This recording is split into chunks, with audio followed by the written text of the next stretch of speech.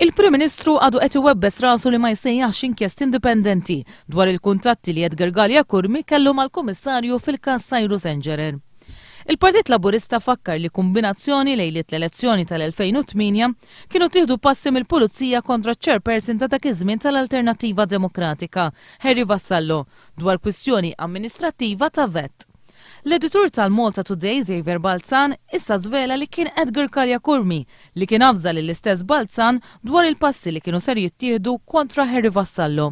Il-Partit Laburista għal il-Prim Ministru għandu jaħtar l-inkjest indipendenti mill-aktar fis jekk ma jridx ikompli jimmina lill-Korp tal-Pulizija.